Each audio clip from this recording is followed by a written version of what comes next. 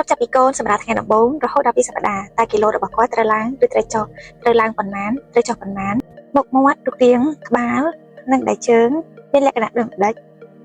ក្នុងវីដេអូនេះខ្ញុំនឹងឆ្លើយឲ្យម៉ាក់ស្ដាប់ទាំងអស់គ្នាជាធម្មតា baby ដែលទើបតែសម្រាប់ថ្ងៃដំបូងរហូតដល់1សប្តាហ៍គីឡូរបស់គាត់អាចនឹងមានការថយចុះចន្លោះពី7ទៅដល់10%បន្តមកទៀតគីឡូរបស់គាត់នឹងមានការកើនឡើងជាបន្តបន្ទាប់នៅពេលដែលចូលសប្តាហ៍ទី2ឡើងទៅចំពោះទារកដែលទើបតែសម្រាប់ពីថ្ងៃដំបូងរហូតដល់2សប្តាហ៍មុខមាត់របស់គាត់នឹងក្បាលអត់ទាន់មូលជាទម្រង់ស្អាតនៅឡើយទេដោយសារតែគ្រឿងស្អាតឆ្អឹងរបស់គាត់នៅទន់ជើងរបស់កូនពេលខ្លះអាចនឹងមានការងបាក់ចុះបាក់ឡើងតាមមកកុំទៅមកបារម្ភពីព្រោះថាពេលគាត់នៅខាងក្នុងផ្ទៃហ្នឹងគឺគាត់ត្រូវការបត់បែនដើម្បីរស់នៅខាងក្នុងផ្ទៃម្ដាយជាយូរច្រើនថ្ងៃច្រើនខែហ្នឹងជាមូលហេតុហើយតាមមកកុំទៅមកទាញពុតរុំគាត់ឲ្យសោះពីព្រោះគាត់ត្រូវការពេលវេលានៅក្នុងការសម្រស់ហើយអ្វីដែលសំខាន់មួយទៀតគឺតឹងផ្សិតចាជាធម្មតា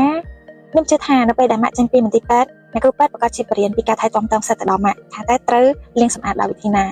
នៅពេលដែលម៉ាក់ត្រឡប់ទៅផ្ទះវិញម៉ាក់កុំភ្លេចសង្កេតមើលតឹងផ្សិតដូចគ្នាការប្រែប្រួលរបស់តឹងផ្សិតនឹងស្ងួតបន្តិចម្ដងរហូតដល់ជ្រុះនៅពេលគ្រប់14ថ្ងៃប្រសិនបើម៉ាក់សង្កេតឃើញថាតឹងផ្សិតមានក្រហមហើមហើយក្លិនស្អុយម៉ាក់ត្រូវតែប្រញាប់យកកូនទៅមន្ទីរពេទ្យមួយចំណុចទៀតបើសិនជាម៉ាក់ចាំតឹងផ្សិតនោះរហូតដល់1ខែហើយនៅតែអត់ជ្រុះម៉ាក់ក៏ត្រូវទៅមន្ទីរពេទ្យដូចគ្នាដើម្បីទៅប្រឹក្សាជាមួយនឹងដុកទ័រដែលគាត់មានជំនាញច្បាស់លាស់ហើយខ្ញុំផ្ដាំថាហាមដាច់ខាតដាក់អំបិលចំបៃក្រូចឆ្មាវាអត់អាចជួយអីបានទេមានតែបង្កមេរោគទៅដល់កូនហត់ទៅច្រើនទៅខ្ញុំសប្តាហ៍មែនតែមានគេសួរខ្ញុំថាដាក់អំបិលចំបៃក្រូចឆ្មានឹងធ្វើបានអត់បានទេខ្ញុំសង្ឃឹមថាคลิปវីដេអូនេះនឹងជាប្រយោជន៍ដល់ម៉ាក់ឬមួយក៏អ្នកដែលគាត់ត្រូវការចំណេះដឹងនៅក្នុងការថែទាំទារកសូមអរគុណចំពោះការតាមដាន